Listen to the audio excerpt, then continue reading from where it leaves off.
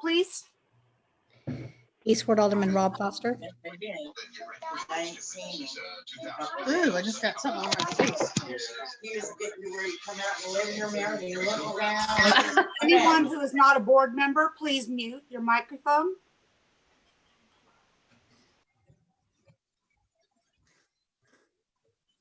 Thank you. Roll call, please. Eastward Alderman Rob Foster. He waved. Eastward Alderman Mark Bowers.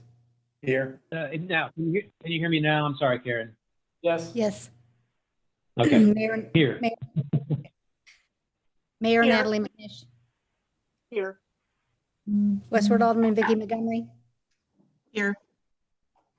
Westward Alderman Stacy Lee. Here. Okay.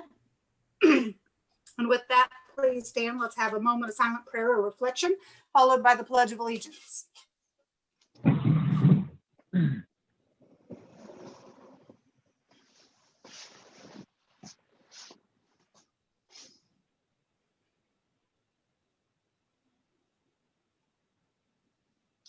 I pledge allegiance to the flag of the United States of America and to the republic for which it stands, one nation, under God, indivisible, with liberty and justice for all. Thank you. So in response to the coronavirus pandemic and pursuant to City of Marshfield executive order to abide by social distancing requirements, this meeting is held by online video conference. Those elected officials and select city staff who need to be in person are in person at City Hall. Those elected officials or city staff who choose to join online are also shown here in the panel. And let's go on to our minutes, which were included in the packet. Do we have any corrections to make? Yes, please. Okay, Under, on the fourth page, under the response to the citizen request for reevaluation, in the third paragraph where I'm quoted, a couple of corrections. One, actually addition. And it starts in the third line. We should, well, actually at the end of the second line, we should be listening to, you've got the essential workers part, but I said both the essential workers and our national medical experts in the field of virology. And so I kind of, that's all that needs to be said, but it was all centered around the notion of either way, either ones you want to believe, they're both saying, pleading with us to do that. So that was a both situation, the essential workers and our national medical experts. Then the second one is at the bottom of that paragraph, the start of the third line up, implying is really inclined. I am inclined to authorize, is what I said. And then there's one other, but it pertains to the closed session part. So I'm happy to leave that until we go to closed session, or we can address it now, whichever mayor you feel is more appropriate.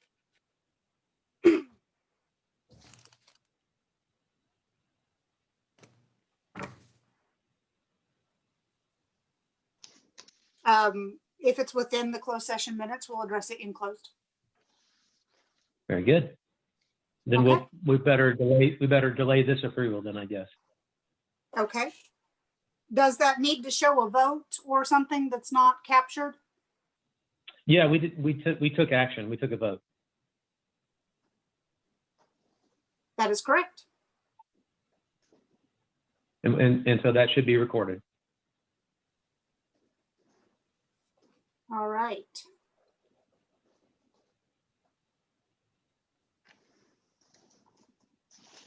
And Karen, do you have the information on that vote to change those?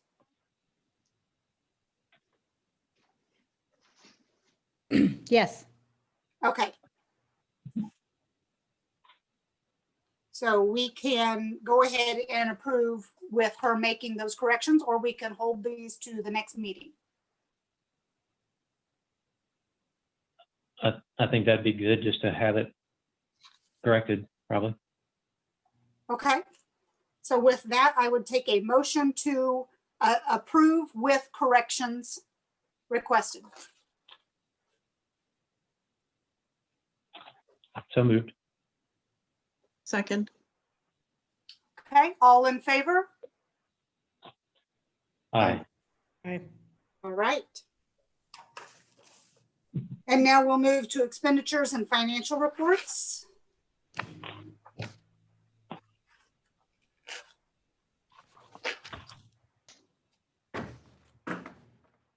Are there any questions with this section of your packet?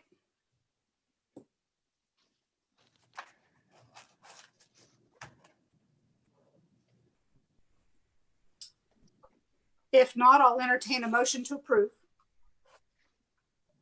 I move to approve. Second. Second? Okay. All in favor? Aye. Thank you. And then departmental reports are included in your packet as well. And I believe Michael emailed all of us a departmental report for the Fire Protection District. Are there any questions on those reports?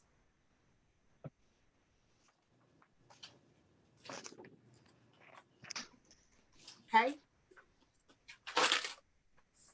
Then we will go on to unfinished business, and we will start with our COVID-19 update. Michael Taylor, can we get him unmuted? There we go. Sir, All right. I'd like to start the evening off with your report. All right, well, good evening. Send out the report. You'll notice it's a little different format than what you've seen in the past.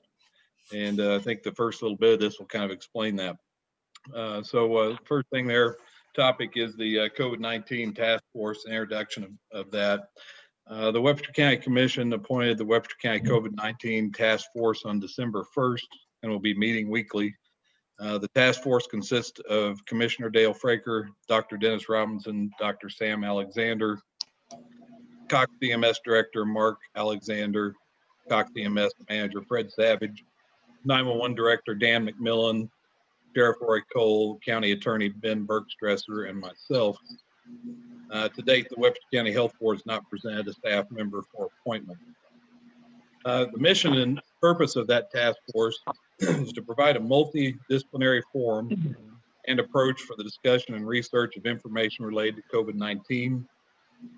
It's comprised of members from public health, community health providers, local hospital, ambulance association, fire service, EMS, emergency communications, physicians, and a county commissioner. Focus B, provide data, research, and opinion to the county commission to assist the commission in making decisions related to COVID-19. Provide for the distribution of approved information to the community related to COVID-19, and create a cohesive network within the community to continue and improve the response to COVID-19 in the county.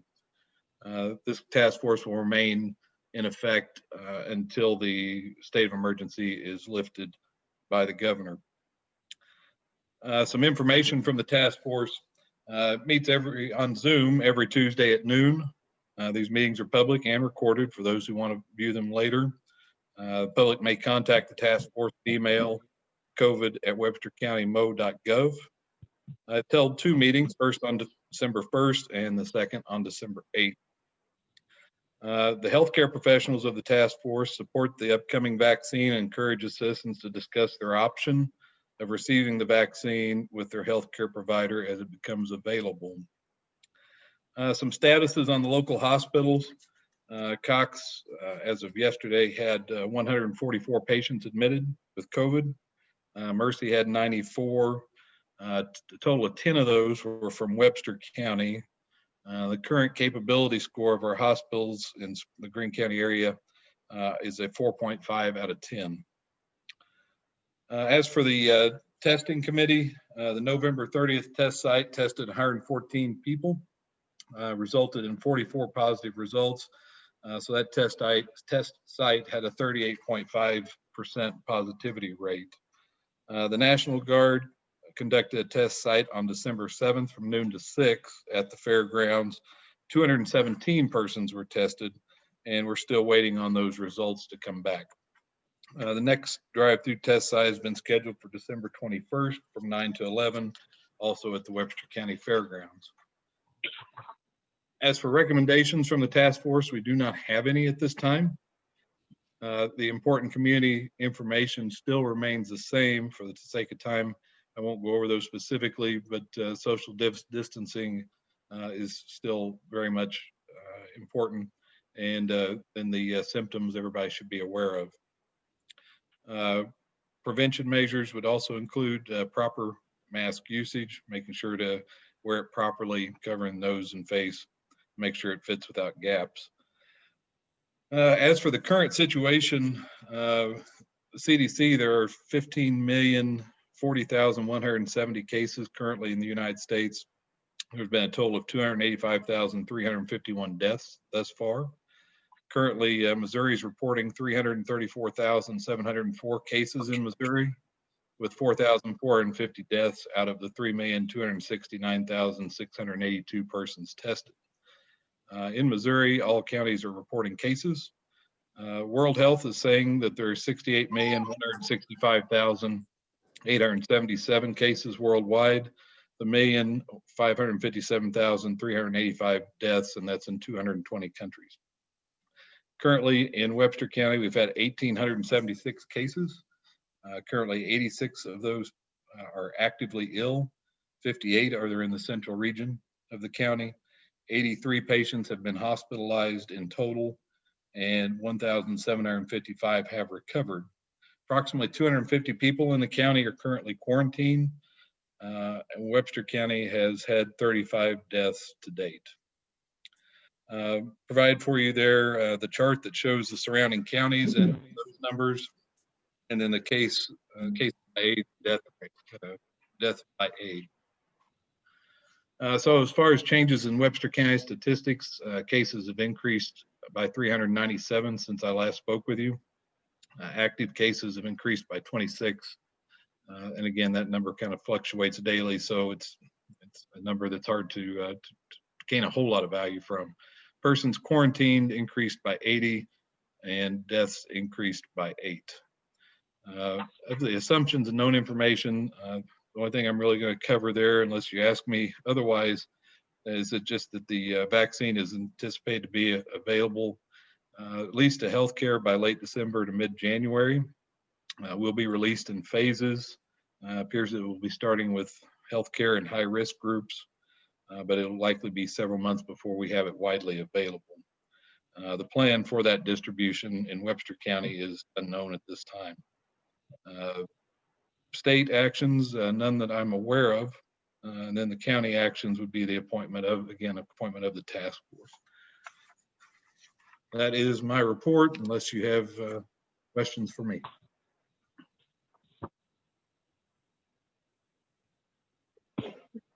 With no questions, I'll move on to the mayor's report. Sam, can you let me share my screen? You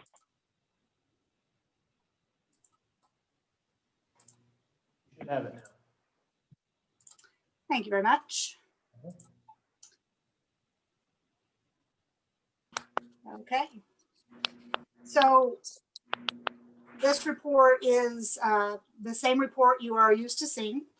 The cases given from the health unit today, total since March for Webster County is 1,876.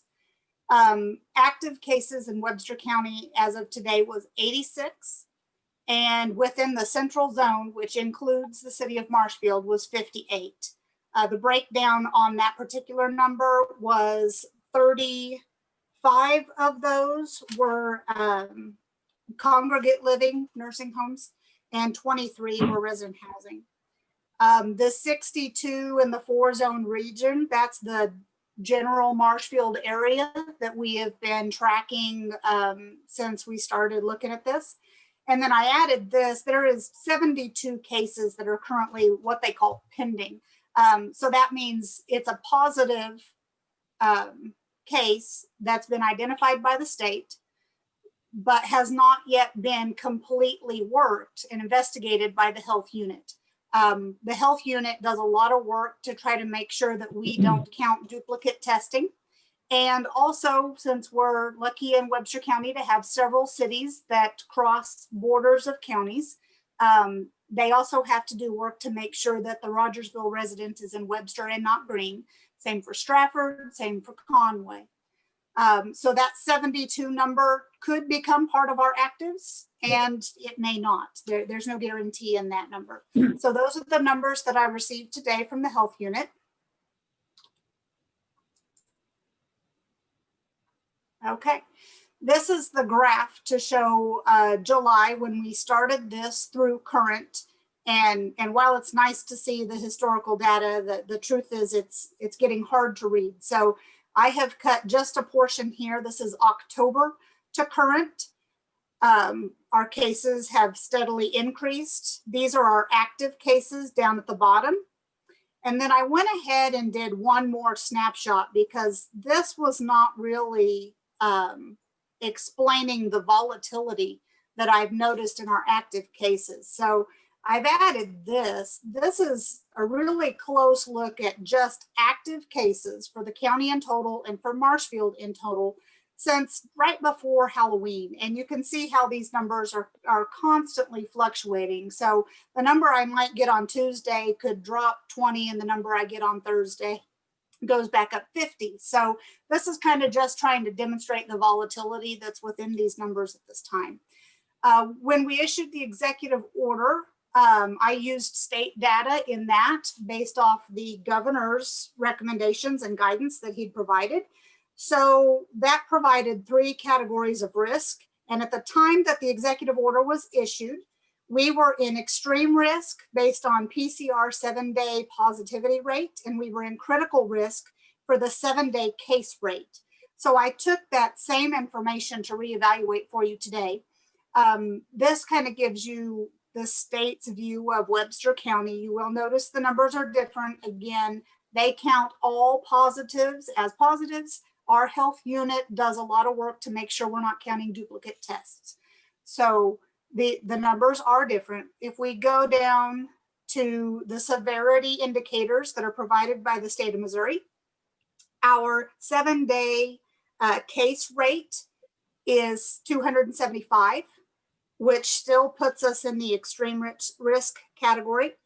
And our positivity rate, PCR positivity rate is 23.3. So we're still in that extreme risk and critical risk category on both of those metrics. Are there any questions on that report? All right. So we will turn to the next agenda item, which is discussion of the face covering ordinance. And I added this in one so that I could provide you a summary of the public input that was provided through the How Are We Doing portion of our website. I did cut the tally off at 4 o'clock today because I needed to be able to prepare for the meeting. Overall, we had 152 emails sent in. 2 of them I kicked out, one because it didn't clearly say which side they were on, and one because it was a direct duplicate of another one that was in there. So out of 150, we had 70 that were in favor of a masking ordinance and 80 which were opposed. Again, I did cut that off at 4 p.m. I think I've received another 10 notifications or so since then. Those are not included in this count. Also, since the executive order has been issued, I have received some input of things that are not covered in our executive order right now and not in our draft ordinance that are covered in other areas and brought up some questions within our community. So the first one was about speakers and performers. And so I'm bringing some language to you to consider as to whether or not you would like to add it to this ordinance before we open for discussion and possible vote. The language I've pulled from another ordinance in another city, And it simply says, when giving a presentation, performance, or speech, or other similar activity to a grouping of individuals in an indoor setting, provided that the presenter or performer shall maintain 6 feet of distance between other individuals while not wearing a face covering. So this would go in under B2 on page 2 of the ordinance. This would go in that alphabet of number 2. Hey, Natalie, are you done sharing your screen for the? I am. Thank you.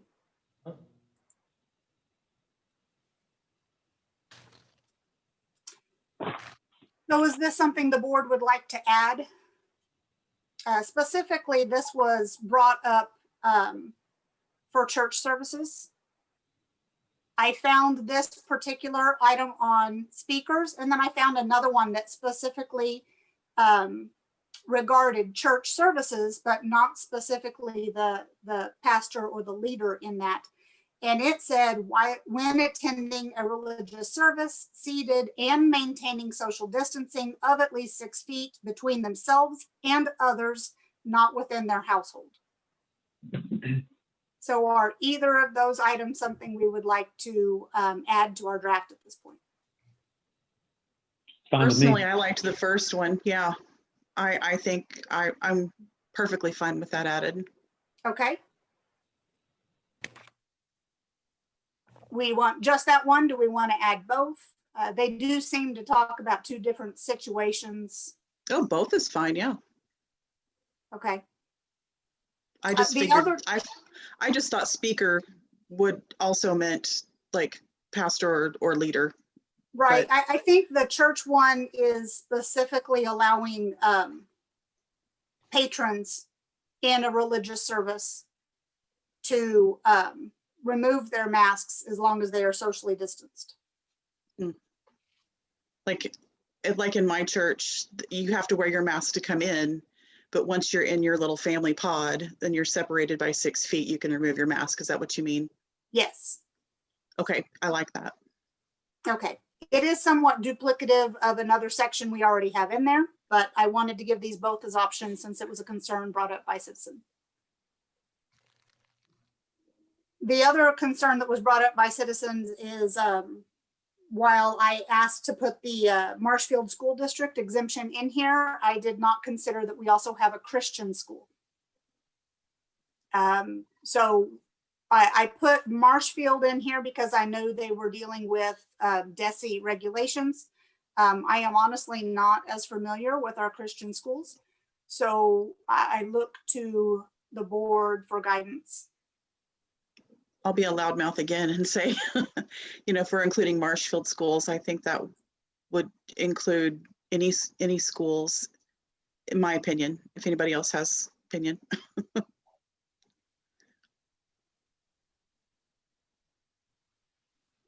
Yeah, I mean, yeah, I really don't know. But what is being permitted for churches would seem to apply well to the school setting. Okay. So I would hope if they were not included in this, that they would at least be abiding by that. Okay. Maybe if we change that to say when attending a religious service or educational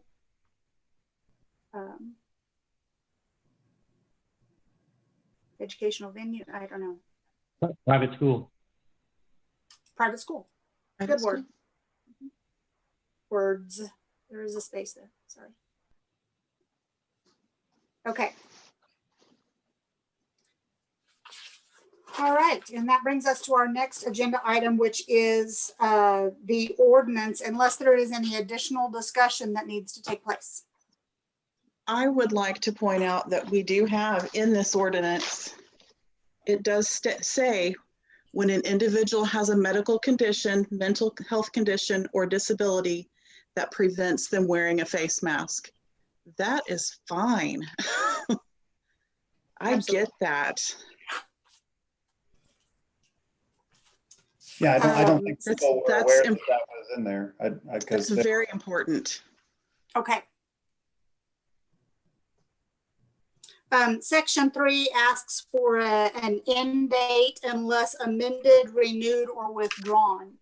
What date would we be looking at here? what date was the state of emergency extended to in Missouri?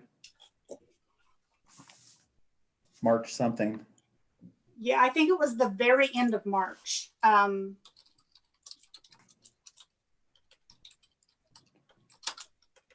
would just assume extend it the length of that, and if Yes, the governor approved extension of the state of emergency through March 31st, 2021. I would assume extend it through that, and if something were to change, we can always Yeah. withdraw. Agreed. I agree.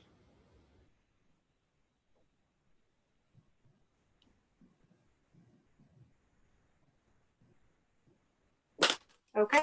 Any other discussion that needs to take place on the ordinance?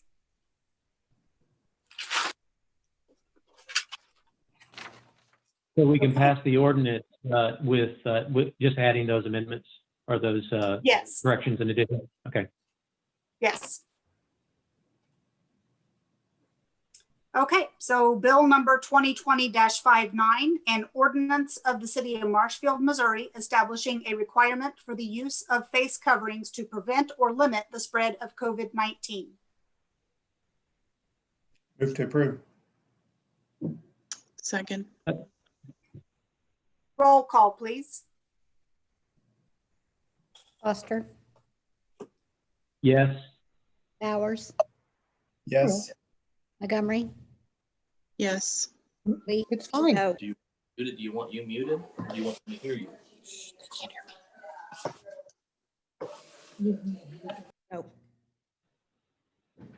Okay. Second reading. Bill number 2020-59, an ordinance of the city of Marshfield, Missouri, establishing a requirement for the use of face coverings to prevent or limit the spread of COVID-19. Move to approve.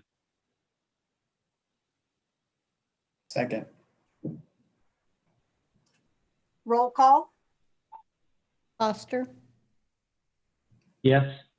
Bowers, Yes. Montgomery, Yes. Lee. No.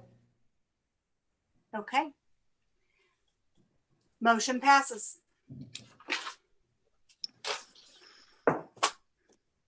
Agenda item number 4 is a citizen request to designate parking along North Crittenden for law enforcement parking only.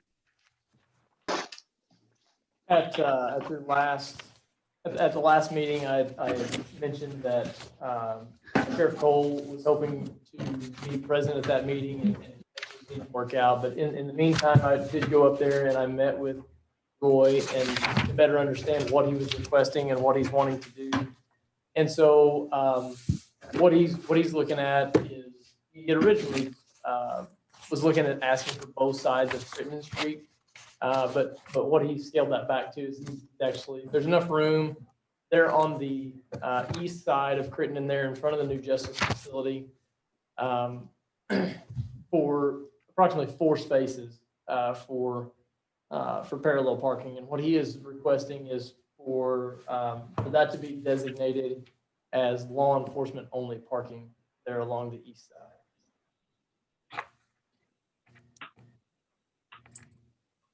Move to approve. Did you say off Crittenden? Yes, yep, they're right there on the very east side of the building, so just north of the intersection of Jefferson and Crittenden. I'll second that so we can discuss. At 4 spots. Yep, 4 spots. And what about on Jefferson? Did they say anything about the parking on Jefferson? He did not. He was not. Okay. He was not requesting anything for there. I mean, I've got it. Okay. If anybody needs it, Okay. I've got a simple visual if you'd like to see it. But there's a small bump out right there, and then it's already kind of hashed out down towards that second parking lot there to the north side of the property. Yeah. Okay.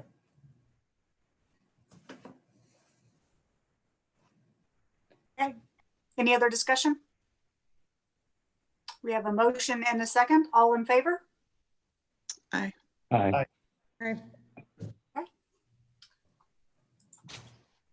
Next agenda item is a citizen request for utilities on McNabb. So at the last meeting, I'll see if I can get Richard. Richard Nevels, our utility superintendent, is on here with us. If I can find him here somewhere. But at the last meeting, we talked about a portion out on McNabb Road. There's a private development that was asking to put in a private sewer line and being able to hook onto city sewer, and then obviously the city water and what that might look like. Since that time, that owner of that property has withdrew his request and he wishes to continue on for just to run that as a private system.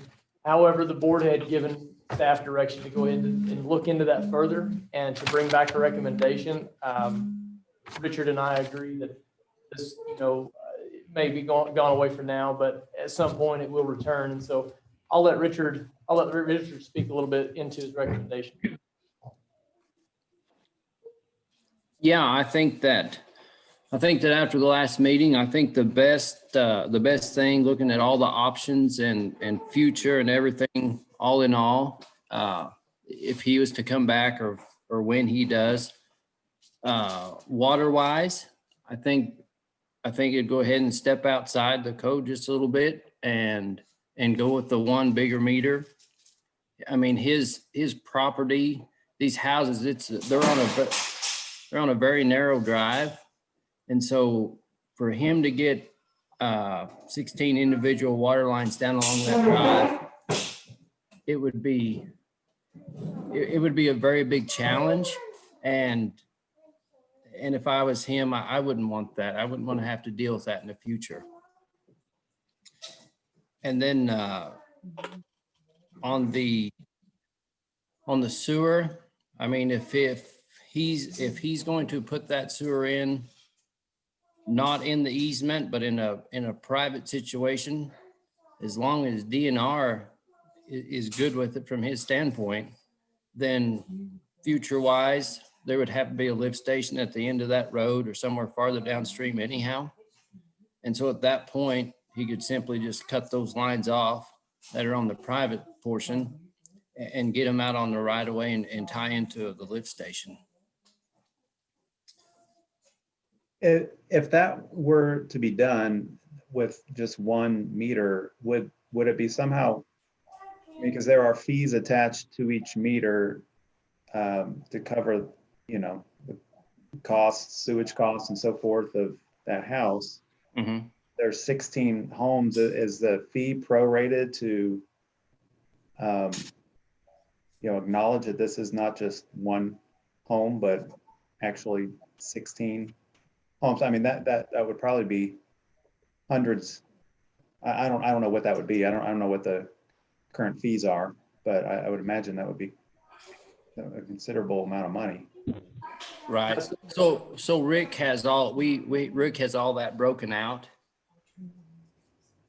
Yep. And so while Rick's getting unmuted here, I'll say, as far as the usage fees, the sewer is figured off of the water usage fees. So it would be billed, it would be calculated off of the water usage is how we calculate the sewer.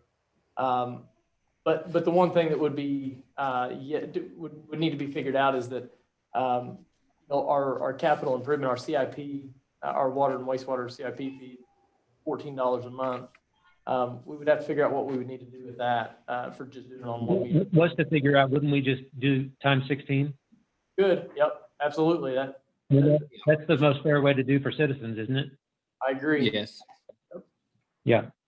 however many units are being served, if there are others besides the 16 houses, I mean, we can't, we got to be fair to all citizens here.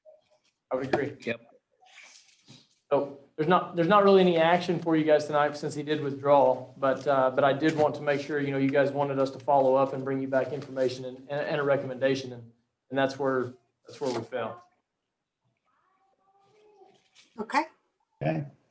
Any other guidance for staff on this subject? Okay, if not, your agenda next shows a SKEEP grant agreement with GRE and a subsequent bill for approving that. DNR did not get their part of the agreement signed, and we cannot approve this agreement until they do their part.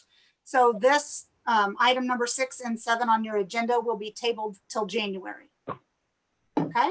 Who didn't get what signed? Would you care to say that again? I'm sorry. Who didn't get what signed? So the agreement has to be authorized. So the draft agreement was put together. We looked at it from scope of services between us and the engineer. And then that goes off to DNR, Department of Natural Resources, for their review. And they have to bless that agreement before we can sign that agreement. I was hopeful that we would have that back so that we could get that underway. But they're looking at that and they're looking at the dates and timing of some of that and verifying that that our RFQ that we did at the time to select our engineers comply with the rules and regulations of that grant. And so that's what we're waiting on, is verification from DNR. Thanks. Okay. So we will bring this back up in January with an update or hopefully the agreement. That moves us into new business. And the first order of business is reappointment of our municipal judge, Linda Lott. Her appointment comes up in this meeting because she must be approved before the end of the year in order for her to oversee court in January. So I am recommending reappointment of municipal judge Linda Lott. I move to approve your recommendation. Okay, Second. a second. All in favor? Aye. Aye. Okay. And then with that, all compensation paid to appointed individuals is required to be set by ordinance. So I will read the associated ordinance by title. Bill number 2020-69, an ordinance appointing and setting compensation of the Marshfield municipal judge. Move to approve. Second. Roll call. Foster, Yes. Bowers, Yes. Montgomery, Yes. Lee, Yes. Second reading. Bill number 2020-69, an ordinance appointing and setting compensation of the City of Marshfield municipal judge. Move to approve. Second. Roll call. Foster, Yes. Bowers, Yes. Montgomery, Yes. Lee, Yes. All right. The next item of new business is appointment to the Parks and Recreation Board of Bethany Brombaugh. Shawnee Raplogel stepped down to go chase other dreams and do other amazing work in our community. And we are filling her position with, a very enthusiastic individual who is happy to join that group. Looking for approval. So moved. Or Okay, second. I think we have a move and a second. All in favor? Aye. Thank you. And next is the cemetery land hay lease bid. So we do this, we used to do this every 2 years because of the expectation or the planned expansion of the cemetery. We moved to doing this every year, so that we kept a little more freedom and we didn't have to, in case we wanted to go ahead and tear off and do the next expansion portion. But the western portion of the cemetery property, we lease that out every year for the hay purposes. they have to come in and out of off the end of Maple Street. We went out for bid for that. We got one bid back. It's in your packet. It was from Jim Coyman. He is the current and the past bidder for the last several times, and he has bid $1,000 for the year 2021. Staff recommends approval of the awarding of the bid.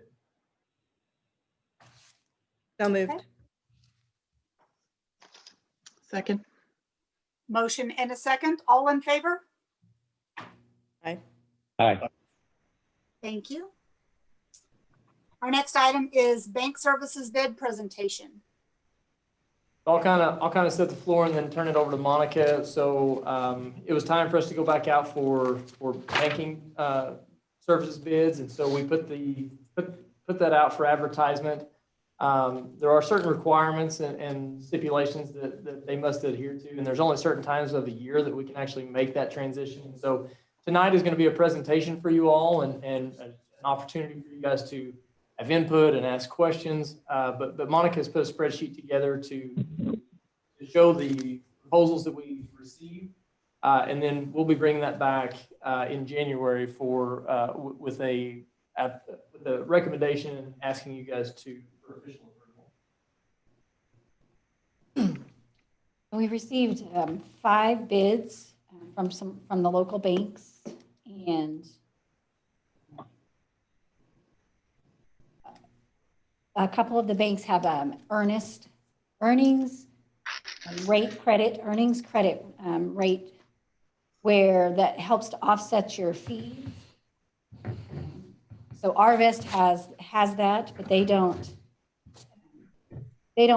would not give the city any interest earned to our accounts. And then there's the Bank of Missouri. They have a hybrid account that would utilize some of those earnings rate credit to help offset the fees. And then there'll be a balance after that, and that they call it a compensating balance. That balance would earn interest, and there's that interest rate is on this spreadsheet. Central Bank has an interest rate that's comparable to the others, but they also have fees associated with the account. So in my opinion, it seems like we would have two options to look at. Southern Bank is our current bank. There's no fees associated with that. However, there is a fixed interest rate that's fairly low. Well, all the interest rates are low, but in particular, this one is low. Seymour Bank is offering a better interest rate. There are some fees associated with the account, but at this point, they seem minimal. I've talked to Seymour Bank about that, what it would look like to transition over. That concerns me. How do you transition to a new bank? I mean, there's so many components to our banking, whether it's payroll, whether it's accounts payable, whether it's our water and sewer bills. So I have found out that the county has switched over to Seymour Bank. So not only would we like to get these bids over to our finance committee to review and look at, but also I would like to follow up with someone at the county to look at that transition. That transition can either make or break us, in my opinion. So Good plan. if you have any questions or concerns or any ideas or thoughts, definitely let us know. And then, like I said, we're going to try to get together with the finance committee and have a set of eyes review this, and then talk to the county as well. And this is for a 2-year term with an option to renew another 2-year term. And so that's some things that be taken into consideration. And like Monica said, some other things to be taken into consideration would be, we are in the middle of several multi-million-dollar projects and lots of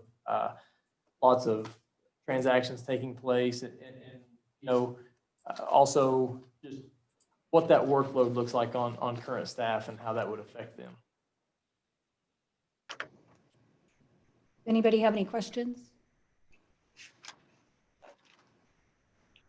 Appreciate your evaluation of that and watching what's going to happen with the county shift over. I think that's a great plan. Thank you, Monica.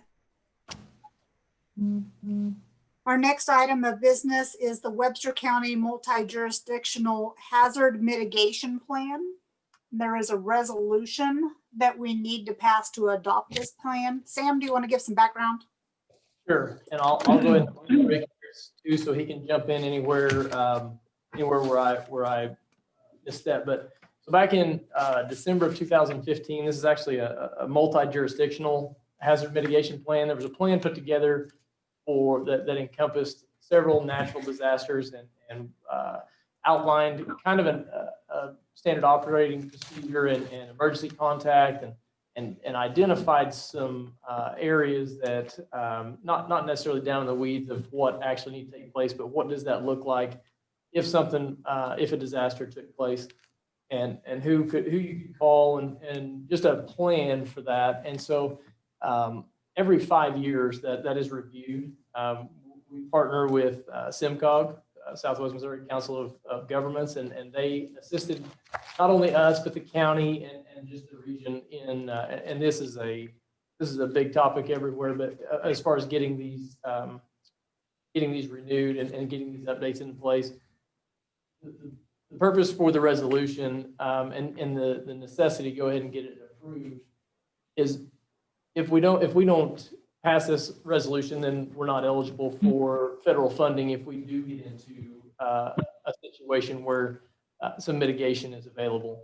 And so I'll pass that off to Rick if you guys have any questions, but that's what the resolution is for. Any questions from the board on this topic? Okay, I will read the resolution. Resolution number 2020-05, a resolution of the City of Marshfield adopting the Webster County Multi-Jurisdictional Hazard Mitigation Plan. Whereas the City of Marshfield recognizes the threat that natural hazards pose to people and property within the City of Marshfield, and whereas the City of Marshfield has participated in the preparation of a multi-hazard mitigation plan, hereby known as the Webster County Multi-Jurisdictional Hazard Mitigation Plan, hereafter referred to as the plan, in accordance with the Disaster Mitigation Act of 2000. And whereas the plan identifies mitigation goals and actions to reduce or eliminate long-term risk to people and property in the City of Marshfield from the impacts of future hazards and disasters. And whereas the City of Marshfield recognizes that land use policies have major impact on whether people and property are exposed to natural hazards, the City of Marshfield will endeavor to integrate the plan into the comprehensive planning process. And whereas adoption by the City of Marshfield demonstrates their commitment to hazard mitigation and achieving the goals outlined in the plan. Now therefore be it resolved by the City of Marshfield and the State of Missouri that in accordance with the City of Marshfield Board of Aldermen and the City of Marshfield adopts the final FEMA approved plan. Move We have to a approve. motion. Second. Roll call, please. Mark. Foster, Yes. Bowers, Yes. Montgomery, Yes. Lee. Yes. All right. And that brings us to our budget. So I want to start with a bit of a recap here. So when we started for budget 2021, we started with the water and wastewater, our enterprise funds and the funds related to their business. Remembering that enterprise funds are required to be self-sustaining. Their revenues are restricted for their use only. They can be subsidized by general funds. However, they cannot use their revenues to subsidize any other purpose. From there, we went into the debt funds. We reviewed the general fund after that, and then also the restricted funds. Please remember that our general fund includes police, streets, courts, administrative services, animal control, and building services. The cash balances in each fund are estimated at this time. Final amounts for those particular lines will not be known until February. Those are when our general numbers come available for audit. So those particular numbers are estimates. This went to the department heads first. Draft budgets were turned into Monica and Sam, and then each one of those budgets was reviewed by the Board of Aldermen. It was then sent to the Finance Advisory Committee, and we received a letter on each section regarding their input on what was shown. We did our budget to show two areas. One was our operating areas. The operating areas are, with the passage of the budget, are approved to be moved forward without any additional action of the board unless our policies require, for instance, bidding and other approval lines. Those operating budget items will move forward by city staff without additional approval of the Board of Aldermen. However, anything listed in a growth area is different. These are areas which we agree have merit for our city, but do need additional review, discussion, analysis. And we also all understand that those areas may not even be possible to do within the next calendar year. Basically, we're allocating the funds to be held for additional discussion to come up. So anything that's in a growth area, we're saying is approved, but must have additional discussion to take place before it can move forward. There are several areas in here which have updated since we last reviewed the particular budgets, especially on those budgets that we reviewed several months back at this point. So I'd like to turn it over to Sam and Monica to walk through those changes that have occurred since the board last saw the budgets. So one of the changes that you'll see, which affects all the departments, is, you know, when we presented these, we were giving you guys estimates for property and liability insurance, and so we had in the original before we had the actual factual numbers, we had estimated those to be 10% increase across the board for those. It came in, it was a little bit lower than that. Around 7%, give or take, across multiple departments. But what you see in this budget document now are actual solid numbers, and so those are no longer estimates. And like I said, those affect every department, which absolutely changes the transfers in and out of the general fund as well. Another change that you'll see highlighted across multiple departments. Monica and I went back and we reviewed. Trying to catch any major or minor details that we may have overlooked. One thing that we found was that we had not included a few step increases for some of our employees that were not topped out. And so when you look across the street department, the parks department, and a few other departments, you'll see that the wage line, the payroll taxes, the loggers, and the work comp, you'll see a change in that as well. And that's due to the allocation of that employee. That's why you see those spread across multiple departments. I'll also point out, and Monica can jump in here anywhere on any of these that I miss, but you'll also, on the enterprise funds, on the water and sewer, in the growth areas, you'll also notice that we included $5,000 from the water department and from the sewer department for a potential rate study to be done. And we did a pretty in-depth rate study for the purpose of debt on the SRF projects, but not an overall full-blown rate study to look at not only what is needed now, but going down the road and on a 3 or 5 year basis and what that looks like. And so and that was only on the water side. We didn't do that with the sewer improvements because we weren't utilizing government funding, we weren't utilizing federal funding, and so we weren't required to do that, nor were we required to fund the replacement fund in the sewer, in wastewater fund.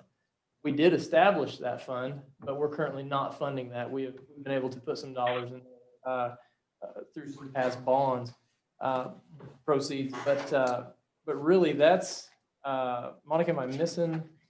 What else am I missing? Well, the only other thing I'm really wanting to point out too is the Water and Sewer Capital Project Fund. That was not presented previously, and that is your 2020 bond proceeds for the water and sewer expansion. I did include that budget sheet in here for you this time. And that's just our bond proceeds, and that's for our water and sewer expansion and our treatment plants. Those are already being budgeted for in our project budgets. I just wanted to make sure we include that in the budget. Yep, and so that kind of plays into, even on the Transportation Capital Project Fund, you'll see the sewer casings, you'll see it's highlighted. And so it's been moved to those bond dollars that Monica's talking about that were not, that was not presented. Those were funds that originally we thought that we were going to have to tie in with that contract with the I-44 project. However, after talking with our bond counsel, we're able to extend those funds out of our water and sewer bonds. And those bond dollars are the bond dollars that we've talked to you guys about being able to use any additional dollars that are left over out of that for sewer expansion to that north side, or to possibly take Lift Station 6 offline. And until these other projects, such as the bypass elimination and the water line loop around North Elm, everything that's coming out of that, you don't really see monies budgeted for those expansions, because we're still in the middle of those projects, and we're still not to a point where we're confident to give you an idea of what we think we'll be able to do with those funds. So, hopefully coming up in the next few months, we'll have a much better understanding of that. And that's something you guys can address early in 2021 if you want to, through a budget amendment or whatever, however you guys wish to address that when the time's appropriate. Sam, can you specifically walk through the changes to the transportation fund? We've got 2 reimbursements and the change with sewer casings. Are you talking about the transportation capital fund? No. Oh, capital is the casings. I'm sorry, just the transportation fund, those 2 reimbursements. Let me get there. I'm assuming, where's that one? Because it's in the back. I'm assuming you're talking about the reimbursements from the county and from the COPs. And so the COP reimbursement is from, you guys will recall whenever we purchased Patriot Park and the roadway going to it, those were bought from park funds and from the transportation fund. And so our parks director, Mark Baker, had presented you all with a list of needs for the remaining portion, to be considered for the remaining portions of those COP dollars. You guys approved those needs for that, and then there was still some remaining dollars that the board had chose to reimburse the transportation fund, and so that's what the COP reimbursement is for. The other reimbursement for the square, we had budgeted X amount of dollars for $210,000 for square improvements. The county came along beside of us, and we were able to accomplish a shared 50-50 project up there. Our total budget was expected to be in the $360,000 range. It came in just a hair over $306,000. And so that $151,000 and some change is what you see. That is the invoice. And this week we received those funds, the check for their half. And so that's what that is that reimbursement from the county for the square project. Okay. Any questions on the budget document, the changes that are noted here for Monica or Sam?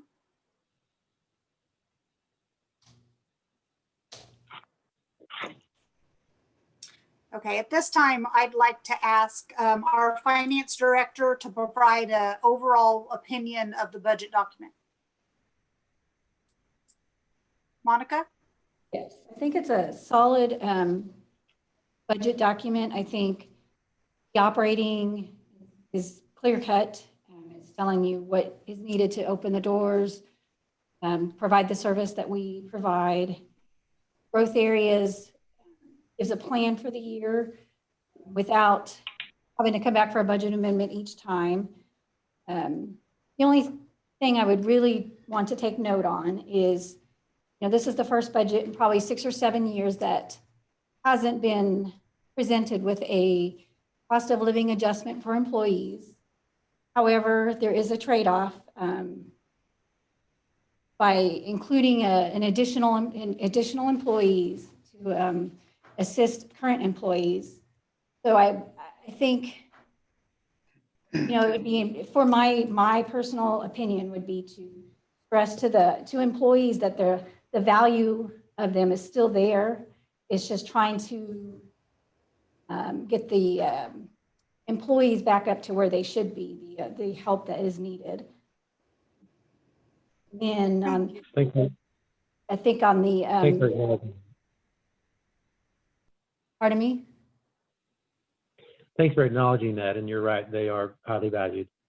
And And they're- this is as you say, relieving some of their burden is, I'm sure, going to be a welcome relief. Right. Just making sure that, everybody is aware of that. And then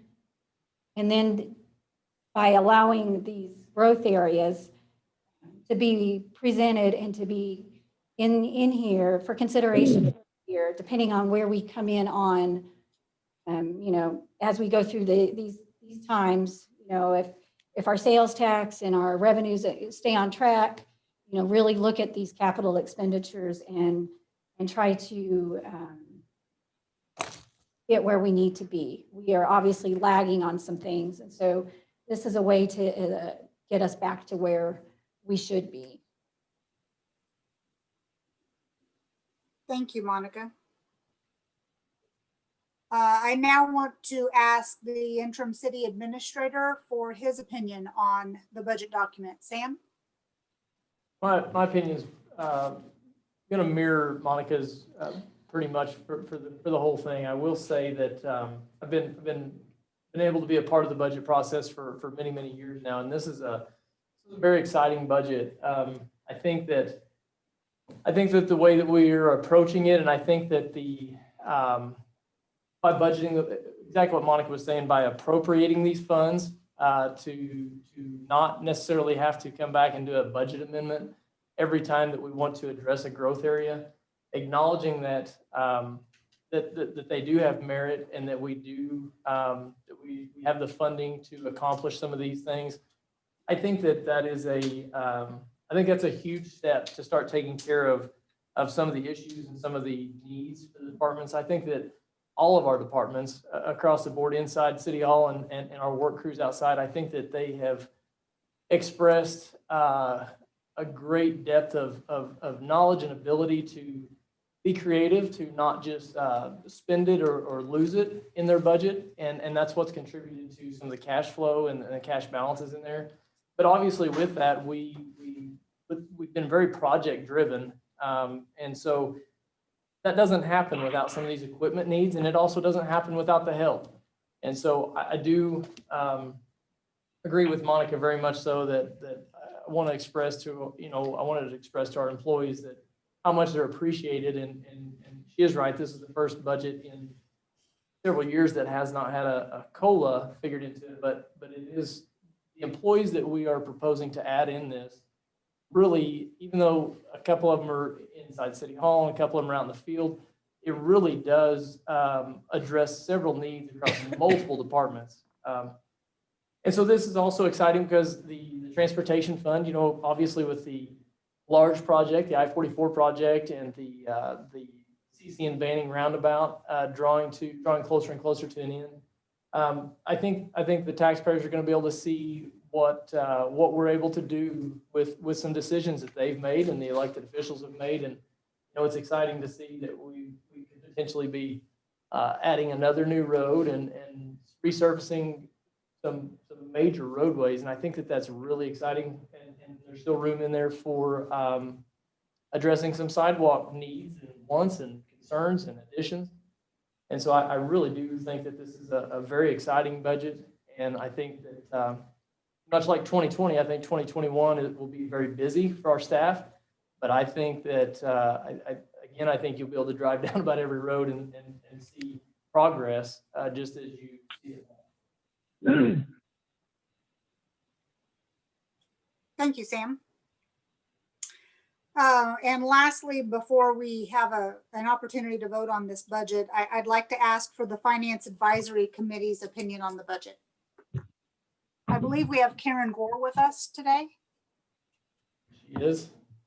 I don't know, Karen, can you turn your... Does the microphone? So you don't have to turn anything. You can just talk into that Just mic. talk into this. Okay. Yep. As the Finance Committee has drafted a letter, so I will just be reading the letter. Chan wasn't able to be here tonight, so I'm here in his stead. City of Marshfield, attention Mayor McNish and the Board of Aldermen in reference to the Finance Advisory Committee's 2021 budget recommendations. Honorable Mayor McNish and Board of Aldermen, the Finance Advisory Committee has received and reviewed the full 2021 budget. Any changes from what has previously been reviewed have been highlighted. In reviewing the 2021 budget document, the committee is not in agreement with the proposed capital expenditures, specifically the new City Hall remodel and related expenditures.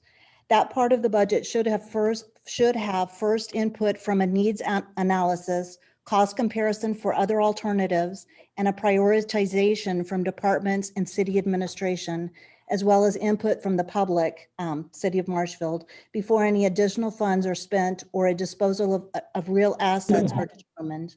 The committee feels that an expenditure of this size needs to define future efficiencies awarded to the city by proceeding with this project, including alternative solutions on a cost basis, potential liquidation of current assets, etc. The committee is recommending the 2021 budget be approved without the new City Hall remodel. And it is signed by the Chairman Chan and was agreed upon by the committee. Thank you, Karen.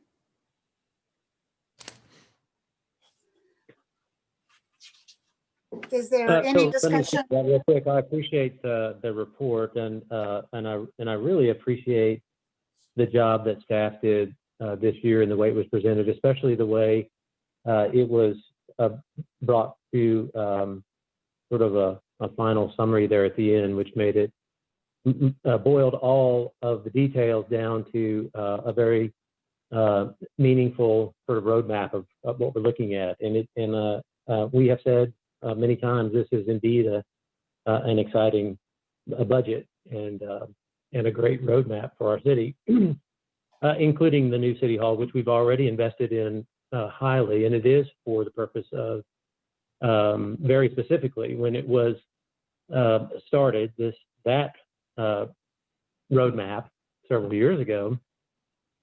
It was by a completely unanimous board for the express intent of reducing rooftops and divesting of properties and consolidating into one larger and needed space. And contrary to what the impression is that the Finance Committee seems to be expressing in the letter, there was a space needs analysis, a very comprehensive one done professionally. And not only is it good for the city as far as a city budget bottom line, which ought to be studied enough to verify and to show people. I agree with that wholeheartedly, and I believe that's a study that not only should be done, but ought to be fairly easy to be done. But it's also, among other things, an economic development lever that we can pull by actually going to an area as an anchor that we really have already invested a great deal of money in. And if we had the opportunity through grants that we have been and are actively pursuing, we would be continually revitalizing our city, short of grants and doing major projects. Of course, we just did a fairly major paving project there because we believe in our downtown and want those businesses that are there in that district to thrive, and not just survive, but thrive. And being an anchor that would be a long-lasting, enduring anchor in that very district, and bringing with us many employees that will be there to shop those districts and frequent restaurants that that are there and that may further develop there, and shops that are hopefully intentionally by economic development process are hopefully going to be filling up any vacancies that are on the square. And then also by the customers that we bring to the city hall, also create traffic for those same retail and service spaces. And so the economic development factor that we can do as a city just by fulfilling one of our needs, which is more space, which even this board has acknowledged we need to find more space. This board is unanimously understanding and acknowledging that that is the case. This is a building we already own. We have tenants. We have the funding mechanisms in place. And once we do that, we have others that we can go to, including selling the existing city hall or leasing, whichever makes most sense and whichever opportunity is best when presented.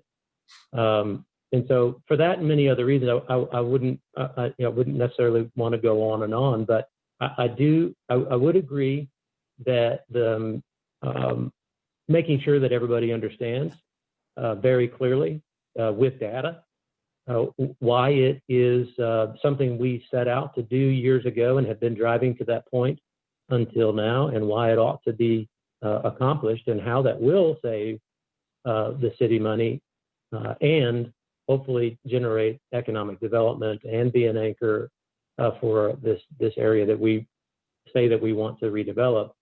For all those reasons, I would want to proceed, and I won't vote for a budget that doesn't at least have it as a place marker as we have it while we discuss that.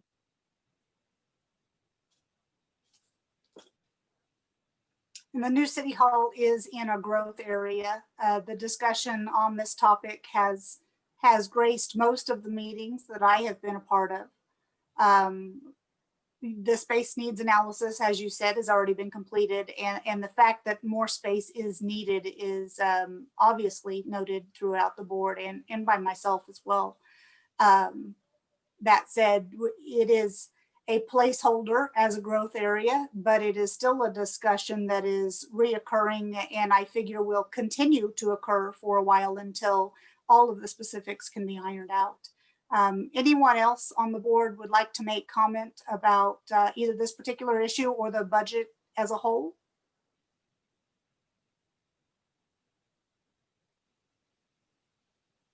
Okay. Then I will read the bill.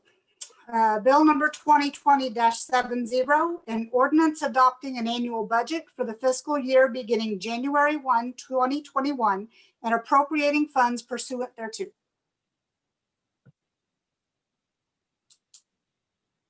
Move to approve.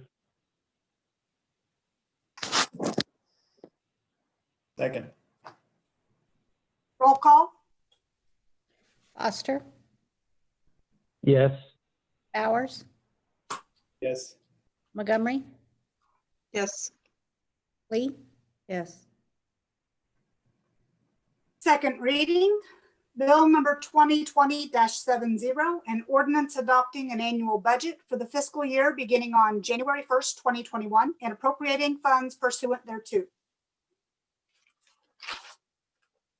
Move to approve.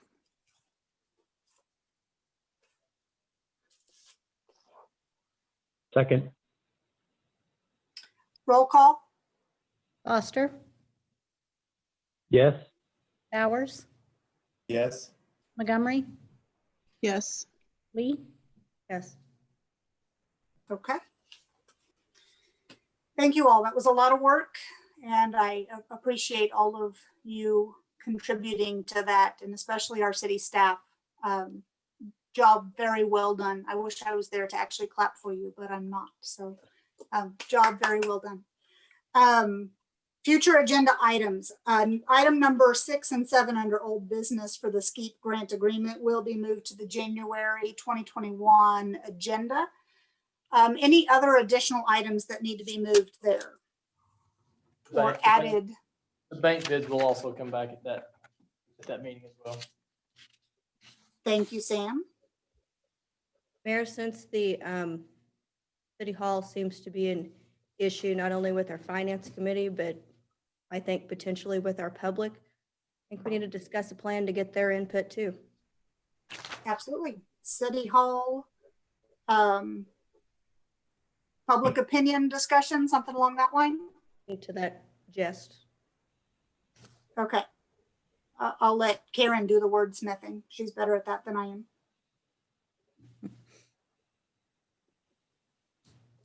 So in other words, that would be a discussion about how we would go about that. Exactly, yes. Okay. Any other future agenda items? Hey, Natalie, I do just want to take a chance, an opportunity to tell Karen Gore, thank you for being here tonight and all the work that the Finance Committee put in. I mean, they put a lot of effort and hours into that as well. And so I just wanted to kind of give a little shout out to them. They took several nights away and even some short notice nights away to listen and to really give it a good thorough looking at too. And I learned if you miss a meeting that you get voted in as vice chair. So the lesson to me is to not miss meetings. Well, we're lucky to have you, Karen. Thank you very much. Thank you. If nothing else, we will move to closed session. So pursuant to section 610.021, section 2 of the revised statutes of the state of Missouri pertaining to leasing, purchase, or sale of real estate, and pursuant to section 610.021, subsection 3 of the revised statutes of the state of Missouri pertaining to hiring, firing, disciplining, or promoting of a particular employee. Do I have a motion to go into closed session? So moved. Second? Okay. Roll call, please. Foster, Yes? Bowers, Yes. Montgomery, Yes. Lee? Yes. Okay. Board members, you will need to change your link to our closed meeting session of Zoom, and members of the public, thank you for joining us tonight.